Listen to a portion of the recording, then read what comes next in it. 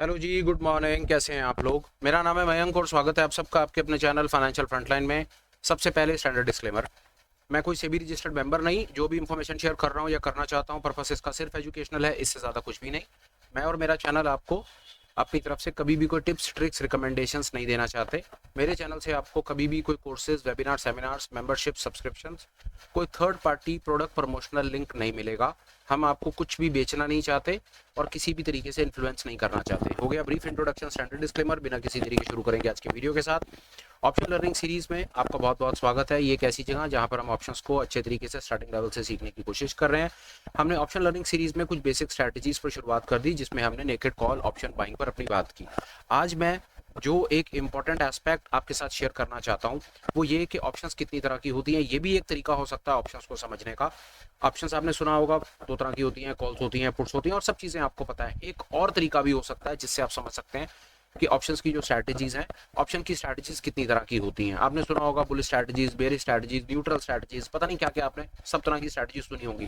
पर उससे पहले एक और बड़ा इंपॉर्टेंट एस्पेक्ट है जो हमें पता होना चाहिए, और विश्वास करिए मेरी बात का कि अगर आपको ये बात पता होती है तो ये आपको आगे फ्यूचर स्ट्रेटजीज बनाने में, कॉन्सेप्ट को समझने में और अपनी अंडरस्टैंडिंग को नेक्स्ट लेवल ले जाने में इसकी आपको बहुत हेल्प मिलने वाली है। जिस चीज़ के बारे में मैं बात करना चाहता हूँ वो है type of strategies on the basis of premium. आप माल खरीदते हैं या बेचते हैं, इसके बेसिस के ऊपर भी स्ट्रैटेजीज डिफाइन या डिसाइड होती हैं। अगर हम इस तरह से बात करें कि स्ट्रैटेजीज किस तरह की हैं, तो वहां पर आप बात कर सकते हैं ऑप्शन में दो तरह की स्ट्रैटेजीज होती हैं। एक डेबिट स्ट्रैटेजीज होती हैं और एक क्रेडिट स्ट्रैटेजीज होती हैं। डेबिट, अगर आपने 10वीं 11वीं अकाउंटेंसी पढ़ा है या थोड़ा बहुत भी मैथमेटिक्स समझते हैं तो मेरी समझ के आती है। मैं 2 मिनट में आपको बात समझा दूंगा कि मैं क्या कहना चाह रहा हूँ। आप घर से बाहर निकलते हैं, कुछ सामान लेने के लिए जाते हैं, कोई ग्रोसरी का सामान आपको खरीदना है या कोई वेजिटेबल, फ्रूट वेजिटेबल आपको खरीदना है। आप दुकान पर जाते हैं, माल खरीदते हैं। जब आप माल खरीदते हैं तो आपकी जेब से पैसा जाता है, आपकी जेब से पैसा निकलता है, फेयर है। जब आपकी जेब से पैसा निकल जाता है तो मतलब अगर आप 500 रुपये लेकर के गए हैं और 200 का माल ले आए हैं, तो at the end of the day या उस ट्रांजेक्शन के बाद आपकी जेब में 300 रुपये रह जाने वाले हैं। तो मतलब है कि आपकी जेब डेबिट हो गई। मतलब आपने आपने सीधी सी बात है यार, जब आप कोई चीज़ खरीदते हैं तो आपकी जेब से पैसा जाता है। बड़ा ही बच्चों वाली मैं आपको इसमें बात बताने की कोशिश कर रहा हूँ। जब आप कोई चीज़ खरीदते हैं तो आपकी जेब से पैसा जाता है, से मतलब है आपका अकाउंट डेबिट होता है, से मतलब है आपकी जेब डेबिट होती है, से मतलब है आपकी जेब में पैसा कम रह जाता है, से मतलब है आपकी जेब हल्की हो जाती है। सिंपल, इससे ज़्यादा इसमें कुछ और विशेष नहीं। इसी का विपरीत अगर हम 1 मिनट के लिए कर दें कि अगर आप बाजार में जाकर के कोई चीज़ बेचने की कोशिश करते हैं, अगर आप दुकानदार हैं, किसी भी चीज़ के दुकानदार हैं, आप कपड़े के दुकानदार हैं, मिठाई के दुकानदार हैं, किसी मोबाइल का काम करते हैं उसके दुकानदार हैं, कंप्यूटर के दुकानदार, आप किसी भी चीज़ के दुकानदार हैं। जब आप माल बेचते हैं, जब आपकी जेब से, जब आपकी दुकान से माल चला जाता है, जब आप माल बेच देते हैं, तो उस सिचुएशन में पैसा आपके पास आ जाता है, आपकी जेब में पैसा आता है। उस सिचुएशन में आपका खाता क्रेडिट होता है। से मतलब है आपकी जेब भारी होती है, आपको कैश आपको रिसीव होता है। आप इसको कैश आउटफ्लो, कैश इनफ्लो भी समझ सकते हैं। जब आप अपनी तरफ से कोई माल खरीदने की कोशिश करते हैं तो कैश का आउटफ्लो होता है, मतलब आपका खाता डेबिट होता है, आपकी जेब से पैसा निकलता है। वहीं पर ही जब आप कोई माल बेचने की कोशिश करते हैं, जब आप माल बेच देते हैं तो सामने वाला आपको पैसे देता है।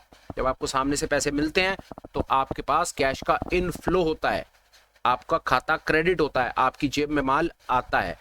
ये दो ट्रांजैक्शंस हैं जो हम अपनी जीवन में, रोजमर्रा के अपने जीवन में, दिनचर्या में रोज ये ट्रांजैक्शंस, हर बात में, हर सेकंड में ये ट्रांजैक्शन करते हैं मेरे भाई। माल खरीदने जाते हो, पैसे दे के आते हो, माल बेच के आते हो, पैसे लेके आते हो। अब ये कहानी मैंने आपको सुनाई, ये कहानी का हमारी ऑप्शन की दुनिया से या स्ट्रैटेजी से क्या लेना देना, बहुत इंपॉर्टेंट लेना देना है, मैं आपको बता देता हूँ। जब आप एक ऑप्शन के बायर बनते हो, आओ और बात करते हैं। निफ्टी का फ्यूचर चलता है 24,529 के ऊपर में। 18 जुलाई की जो निफ्टी की कॉल की एक ऑप्शन है जिस पर हमने बात की, हम कॉल ऑप्शन से आपको दोनों चीजें बताने की मैं कोशिश कर दूंगा और कॉन्सेप्ट क्लियर हो जाएगा। कॉल ऑप्शन, आपको लगता है बाजार में तेजी है, आपको लगता है बाजार में तेजी है, तो तेजी में क्या करोगे? कॉल ऑप्शन को खरीदोगे। बात वही है, जब आप अपने माउस के कर्सर को इस वॉच लिस्ट में इस आइटम के स्क्रिप्ट के ऊपर लेकर के आते हो तो यहाँ पर आपको दो ऑप्शंस दिखती हैं, बाय या सेल। जब आप बाय पे क्लिक करते हो मेरे भाई, जब आप बाय पे क्लिक करते हो तो ये आपसे 3221 रुपए मांग रहा है। मतलब आप यहाँ पर कोई चीज खरीद रहे हो, तो मतलब यहाँ पर आपकी जेब से पैसा जाना है, से मतलब है पैसा आपका जाना है। यहाँ पर आप एक डेबिट स्ट्रैटेजी बना रहे हो। आप नेट नेट यहाँ पर क्या हो, आप यहाँ पर ऑप्शन के बायर हो, यहाँ पर आपका कैश का आउटफ्लो हो रहा है। बात बड़ी साफ है, ऑप्शन कोई कंफ्यूज होने की जरूरत नहीं है। ऑप्शन को आप बाजार की किसी दूसरी आइटम के साथ कंपेयर कर लो। ये वही चीज है कि आपने बाजार में जाकर के सब्जी ना खरीदी और फाइनेंशियल मार्केट के ऑप्शन के बाजार में आकर के आपने ऑप्शन खरीदी, बात एक ही है। वहां पर भी पैसा आपकी जेब से जाता है, यहाँ पर भी जब बाय करते हो तो यहाँ पर भी पैसा आपकी जेब से जाता है। जब आप ऑप्शन के बायर होते हो तो आप जो चीज बनाते हो, आप जो स्ट्रेटजी बनाते हो वो डेबिट स्ट्रेटजी होती है। ऑप्शन बायर सबको समझ आता है, पैसा जाता है सबको समझ आता है, पर डेबिट क्रेडिट का कॉन्सेप्ट लोगों को समझ नहीं आता। ये बड़ा इंपॉर्टेंट है, ये आपको फ्यूचर में स्ट्रेटजीज बनाने में हेल्प करेगा। एक चीज है, वहीं पर ही आप कहते हो नहीं यार मेरे को कॉल ऑप्शन को बेच करके चलना है। कॉल ऑप्शन कब बेची जाती है? जब आपको लगता है कि बाजार रुकेगा या बाजार नीचे गिरेगा, तो उस सिचुएशन में आप कॉल ऑप्शन को बेच करके चलते हो। जब आप कॉल ऑप्शन को बेच करके चलते हो तो आपका मार्जिन जो लगता है सो लगता है, पर आपको जो रिसीव होता है वो वही पैसा 3221 रुपए आपके खाते में रिसीव होते हैं, जो उसकी कीमत होती है। मार्जिन पर बात नहीं कर रहे हैं हम बात को समझने की कोशिश कर रहे हैं डेबिट और क्रेडिट के कॉन्सेप्ट को। जब आप ऑप्शन को खरीदते हो तो आप एक डेबिट स्ट्रेटजी बनाते हो, जब आप एक ऑप्शन को बेचते हो तो एक क्रेडिट स्ट्रेटजी बनाते हो। जब आपको डेबिट क्रेडिट के ऑप्शन से ना समझ आए ना, तो आप इसको अपने जीवन के रोजमर्रा के अपने किसी भी एग्जाम्पल से समझ करके देख लेना कि जब कोई माल खरीदने जाते हो, सब्जी खरीदने जाते हो तो पैसे दे के आते हो, और जब कोई माल बेच करके आते हो, किसी भी चीज का, आप कपड़ा व्यापारी हो सकते हो, आपका कपड़े का काम हो सकता है, आपका ड्राई फ्रूट का काम हो सकता है, किसी चीज का काम हो सकता है। जब आप अपनी दुकान पर बैठे हो और आपका एडवाइजरी सर्विसेज का भी काम हो सकता है ना, आप अपनी सर्विसेज बेचते हो ना, आपका ट्यूशन सेंटर हो सकता है ना, आप अपना समय बेचते हो ना, आपकी कंसल्टेंसी हो सकती है। मतलब सो बात तो, अब आप ट्यूशन के टीचर हो सकते हो, बच्चों को पढ़ाते हो, अपना समय देते हो, अपना स्किल देते हो, तो उस सिचुएशन में जब आप अपना स्किल देते हो, अपना समय देते हो, मतलब सो बातों की एक चीज है, जब आप अपनी तरफ से कोई चीज देते हो तो आपको रिसीव होता है, और जब आपको रिसीव होता है तो आपकी क्रेडिट स्ट्रेटजी बनती है। अभी तक हम यहां पर ये चीज समझ पाए कि डेबिट स्ट्रेटजी और क्रेडिट स्ट्रेटजी क्या चीज है, एक चीज हम समझ गए। चलिए और समझते हैं 1 मिनट के लिए, और इस छोटे से डिस्कशन को हम थोड़ा सा और इलैबोरेट करते हैं, चीज को आगे लेकर के चलते हैं। मैं क्या कहना चाह रहा हूं बताता हूं। सिंपल मैथमेटिक्स है, यहां तो कोई प्रॉब्लम नहीं है। ऑप्शन को खरीदने जाओगे तो डेबिट है, ऑप्शन को बेचने जाओगे तो क्रेडिट है। आई होप यहां तक बात समझ आ गई। कई बार बोल दिया, इतना ज्यादा भी इलैबोरेट करने की जरूरत नहीं थी। 1 मिनट के लिए चीज को थोड़ा सा आगे बढ़ाते हैं। अब ऐसा तो नहीं होगा ना कि आप सिंगल ऑप्शन में काम करोगे, आप ऑप्शन की स्प्रेड्स भी बनाओगे, स्ट्रेटजीज भी बनाओगे, जिसमें कई ऑप्शन खरीदोगे बेचोगे। ऑब्वियसली ऐसा होगा। ऐसा भी होगा कि कई बार ऐसा होगा कि आप 2-3 ऑप्शंस खरीद रहे होगे और 3 ऑप्शंस बेच करके कोई कॉम्प्लेक्स स्ट्रेटजी बना रहे होगे। तो उसको समझने का सीधा सीधा तरीका क्या है? बड़ा ही आसान तरीका है यार, मैं आपको 1 मिनट में बताऊंगा, आपको बात समझ आ गई। भाई साहब, आपके पास आपकी पोजीशन में सिंगल लेग हो या 5000 लेग्स हो, समझने का बड़ा सॉलिड तरीका आपको बता रहा हूं, और कॉन्सेप्ट वापस बुनियाद पर ही आ जाएगा। अगर बुनियाद समझ आ गई तो सारी बात समझ आ जाएगी। भाई साहब, आपने 5 ऑप्शंस खरीद ली अलग अलग स्ट्राइक प्राइजेस की। यहाँ पर भाई साहब 500 खरीद लो, 600 खरीद लो, 700 खरीद लो, ये कर लो, वो कर लो, 18 जुलाई खरीद लो, 25 जुलाई खरीद लो। आपने भाई साहब 4-5 ऑप्शंस खरीद ली। 4-5 ऑप्शंस खरीदने के बाद आपकी जेब से पैसा चला गया जी 15,000 रुपए। आपका टोटल नेट प्रीमियम आपने बनाया कि टोटल प्रीमियम आपका 15,000 रुपए आपकी जेब से जाना है, तो ये सारी ऑप्शंस आप खरीद सकते हो। एक बात, वहीं पर आपने सोचा कि चल यार मैं अपनी पोजीशंस को हेज करता हूं, मैं कुछ स्प्रेड बना लेता हूं, मैं कुछ कॉल ऑप्शंस को बेच लेता हूं, मैं बुल कॉल बना लेता हूं। एक एग्जांपल ले रहे हैं, आपने वहां पर क्या देखा कि आपने 3-4 वहां पर कोई कॉल ऑप्शंस बेच भी दी, या for that matter call option को छोड़ करके अभी आपने कोई ऑप्शंस बेची, आप ये मान लो, और जो आपने बेची वहां पर आपको जो सामने से प्रीमियम रिसीव हुआ, वो प्रीमियम रिसीव हुआ भाई साहब आपको 14,000 रुपए। बात को बड़ी तसल्ली से समझिए। जब आपने माल खरीदा तो आपके 15,000 लगे, जब आपने माल बेचा तो आपके भाई साहब आपको 14,000 रिसीव हुए। तो नेट आपको क्या हुआ? आपका 1,000 रुपए आपका गया या आपको 1,000 रुपए आया? ऑब्वियसली आपको 1,000 रुपए गया, क्योंकि आपने महंगा खरीद रखा है और सस्ता बेच रखा है। माल खरीद रहे हो 15,000 का, माल बेच रहे हो 14,000 का, तो नेट क्या है? 1,000 डेबिट। तो डेबिट हो तो यहां पर आप, जब आपकी नेट पोजीशन डेबिट होती है, समझो बड़ी इंपॉर्टेंट चीज बता रहा हूं, जब आपकी नेट पोजीशन डेबिट होती है, इससे मतलब है जब आपकी जेब से पैसा जा रहा होता है, आप नेट ऑप्शन के बायर होते हो। छोड़ दो स्ट्रेटजीज को, आप नेट आपने कुछ भी कर रखा हो भाई साहब, आपने 5,000 लेग्स बना रखी हो, ये भी खरीदो वो भी बेचो, सब कुछ आपने खूब कॉम्प्लेक्स कर रखा हो अपने जीवन को।